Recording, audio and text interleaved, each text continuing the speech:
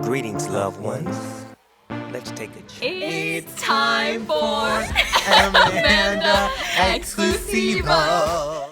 Hi, everyone. Welcome back to the Amanda Exclusivo. I know it has been a long time and I apologize, but I'm back and better than ever in 2022. Joining me today is one of the stars of Mrs. Doubtfire on Broadway. Please welcome Analise Scarpaci. Hi, Analise. Hi everybody. Hiya. I'm good. How are you? I'm good. It's so nice to see you. I was telling her earlier before I hit the record button, this girl's vocals, you guys, sick. I saw her as Lydia, the older daughter, Mrs. Doubtfire.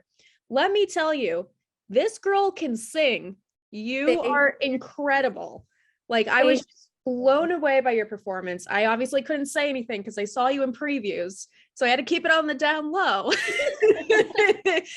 But I mean, tell me, how did you get the gig of playing Lydia, Mrs. Doubtfire? That's so exciting. It's crazy. I mean, it kind of just sort of happened. I was going in for auditions. I had known about the project. I had known about Mrs. Doubtfire for a very long time. And they had done a reading and I didn't audition for it. And I was upset because I wanted to go in for it because I knew that they were seeing girls that were over 18. And I was like, come on, like, why couldn't I go in? Like, it's my favorite movie. And I was so upset that I never got in. But you know what? Everything happens when it's supposed to. Right. And the role opened up again. And I had been going in for auditions for another show. And the same casting office was casting both this other show and Mrs. Doubtfire. And they called me in for Doubtfire because I was doing really well with the other show. And I went in one day for Jerry's acts and for the writers and the creative team. And then the next day they called and I got the role. It was very strange. That like never ever happens. It's still shocking to me. It's crazy. But you mentioned Mrs. Doubtfire's your favorite movie. It is one of my favorite movies. I got to ask you, what's your favorite scene from the movie? Because there's so many good moments that it has to be the scene where he's talking to, I have two favorite scenes. Okay. The first one is when Daniel is talking to Wanda Selner, the social worker. Oh, and God, yeah. The first scene, and he says, I do a great impression of a hot dog, and he goes like this. It's not, I will say, spoiler alert, it is not in the musical, but me and Charity Dawson, who plays Wanda Selner in the musical, that is our favorite line from the movie. And I have like stickers in my dressing room, and that line is a sticker in my dressing room. It says fantastic. Impression of a hot dog, and it's a picture of a hot dog, and it's like this. That's so funny. I actually have a sticker on my computer of Mrs. Doubtfire with the whipped cream on her face. Yeah, that's my second favorite scene. It's always scenes with like high stakes and with Wanda Selner. It's great.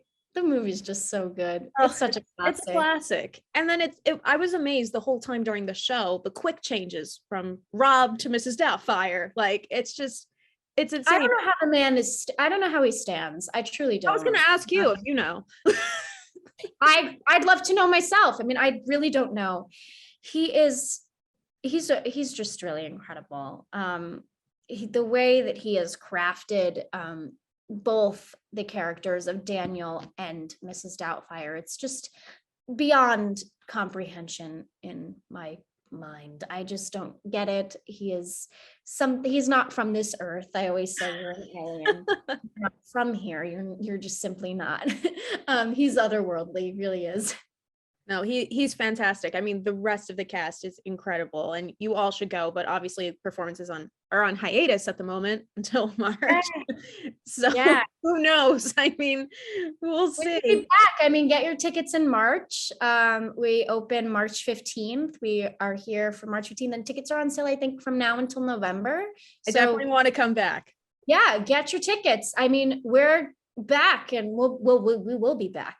You will be. But tell me, I actually wanted to ask you, so before Mrs. Doubtfire, how did you get your start? Like, I actually genuinely want to get to know you. Yeah. So I've been performing ever since I could walk and talk and okay. I was like my parents were, they fed me the bug, by showing Parents me. sing and act too? No, they don't. I mean, they would like to. My dad sings. My parents actually met when they were 9 years old, and they used to sing in the parks together, and they used to like put the jar out, and they used to sing songs as like my mom used so to funny. dance, and my dad would sing.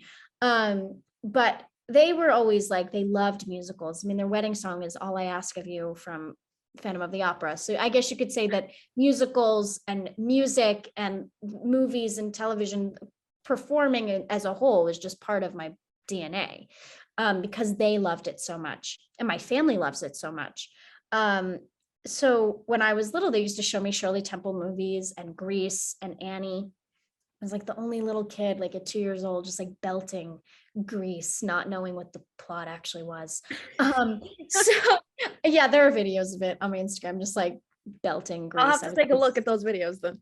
I was obsessed with Grease. But anyway, I mean, I started from loving those movie musicals to taking dance classes. I was a dancer first. And then when I was around 5 years old, I asked my mom if I can go to acting class because I wanted to improve my emotions while I danced. And then it kind of just spiraled into me doing musicals. And I really was just dancer primarily, but until I saw Billy Elliot in, I think, 2010, that was the end of it. Changed my life. That was like my epiphany moment where I was like, that is something that I can do. Like, I can be on Broadway right now. Like, I could be in a musical and do ballet at the same time. Like, just my mind was just exploding, and just the process was going through my head so many times. And I looked in the playbill and I found a manager right in there, and I sent her my information, and to my surprise, she wanted to meet with me, and then she signed me. And the rest was kind of history. I've just been That's doing great. All because of the playbill. All because of a playbill. So playbill, if you want me to endorse it, no. I mean, if you want me to be your spokesperson, my first musical ever was The Wizard of Oz. I was a munchkin and I had a line, but I was petrified of the dog. Line? I don't remember. Oh. It was like something like, "We welcome you to Munchkin Land," or like something. And I remember I had a daisy or a sunflower in my hand. We had flower pots on our heads. And as like the munchkin, so like when we were on the floor, all you saw was the flower pot on top of our heads. This way, when we came up, then you could see that, like, oh my God, people. And yeah, all these little kids. But I had a sunflower, and I remember I had to give Dorothy the sunflower. And I was afraid of the dog because the dog who played Toto kept trying to eat the sunflower that was God. It was a rough time. But now I'm no longer afraid. I did my job and I got the job done. I was 6 years old. Good for you. Yeah. I don't even remember if I was on the show at 6. Like, I was definitely an Annie as a kid. I'm not really an actress or a singer, so don't get too excited. I just do the interviews. Like, that's it. That's what people want me for. Singing only in the shower and the car, I'm told. Otherwise, forget it. Oh my God. I love it though. It's the best. No, I was an orphan and Annie. Pepper. Oh my gosh. I was never Pepper. I was always considered for Pepper. I was getting older. But I never actually played Pepper, and I never actually played Annie. But I've only played Molly. Don't worry, I haven't either. And then in middle school, you'll laugh at this. In middle school, the member of the crew was like, "Oh, I have a great job for you," because I auditioned, didn't get anything. Like, sure, what is it? You're in charge of Sandy. So my job— That's a great job though. Yeah, but hear me out. I had to bring Sandy out for bows, bring him on and off stage, let him hang out in the teacher's lounge. That's the job that I was given. They're like, "It's a great job." God. That's kind of brilliant though, but you got to spend an entire day with a dog, and that's, I mean, you can't go wrong there. It's just funny that that's my theatrical experience. You could— I love it. You definitely have more experience than me, and that's why you're here. I love it. But not only are you doing Broadway, you also just released your own EP. I did. Crazy. It is. It's called Pathetic Little Dreamer. Congrats on that. What made you want to go into pursuing music too on the side? I didn't.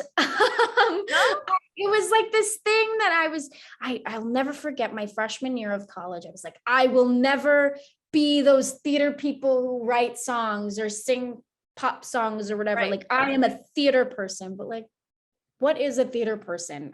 I don't There even is no know. such thing as a theater person. There are just people who like theater and like to do theater, but like being a theater person isn't like a type of person. And I learned that as I grew up. And I wrote some songs my senior year of high school, and I didn't really think that they were that good. And but they were great first starters. And I kind of gave up when I went to college. And then it wasn't until the pandemic where I realized that this was the first time that I had nothing to do ever in the past 10 years. I wasn't going to school because I had taken the year off to do Doubtfire. There were no auditions happening because we were in the middle of a pandemic at the start of it. So there was just nothing happening and I had nowhere to go. So the only thing that I had was my guitar and a notebook and a pen. And I hate to admit that I did it for someone else, but I didn't.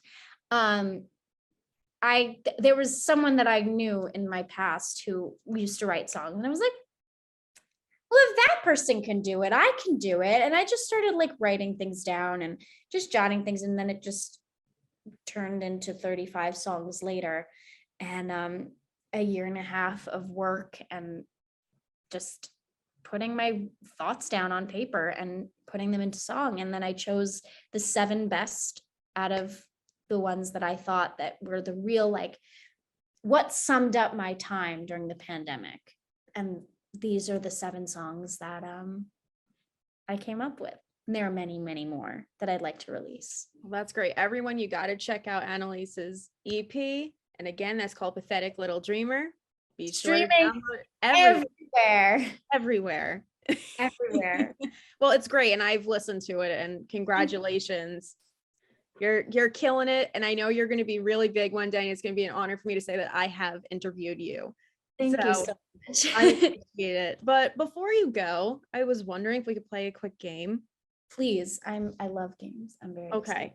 So how this works is called the speed round. I'm going to ask you as many questions as I can within 1 minute about you.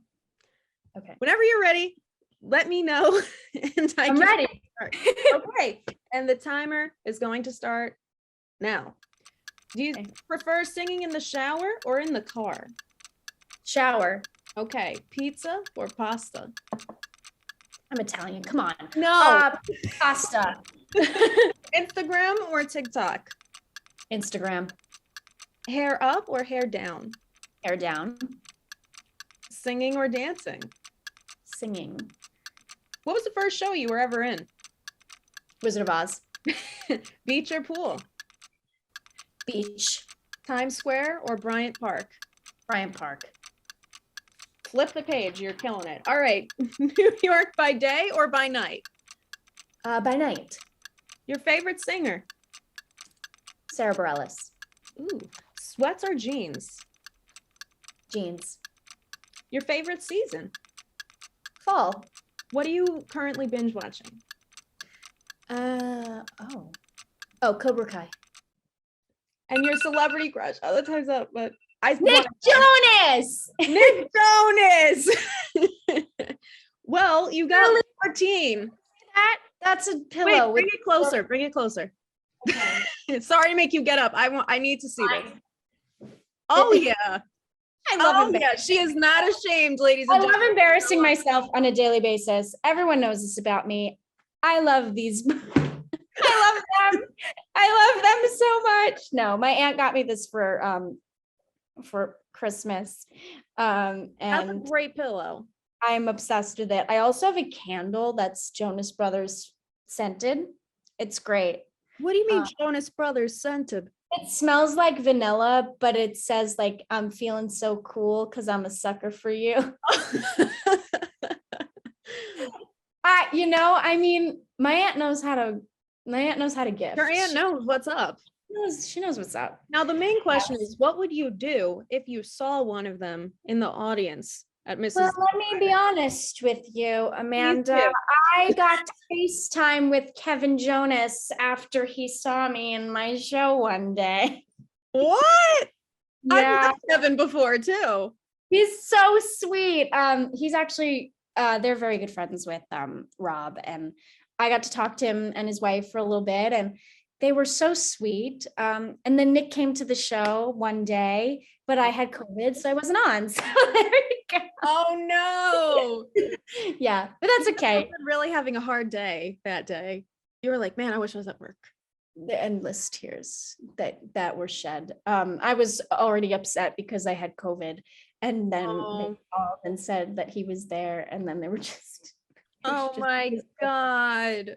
boring. Well, at least you've talked to two, or about two. I talked to Kevin, and where's listen, Joe? Joseph, where are you? Like, We're where waiting, are you at? we're waiting. I'm waiting patiently, and I'm really excited, but it's Maybe so he'll cool. come Like, I got March. to meet Kevin Jonas on the phone. That's great. It's so cool. I didn't know you were a fan. A huge fan. I'm actually in a show. 54 Below sings the Jonas Brothers. When is that? February 2nd. So if anyone wants to come, You tell. yeah, we're singing a bunch of Broadway people. We're all singing the Jonas Brothers songs, and I am singing one of my favorites. That is an oldie but a goodie. It's called Right. Oh, Yes. all right. Well, you have a lot of exciting things coming up, and then before you know it, you'll be back on Broadway again. Hopefully, fingers crossed. Fingers crossed. We will be back, people. Get your tickets today. Get your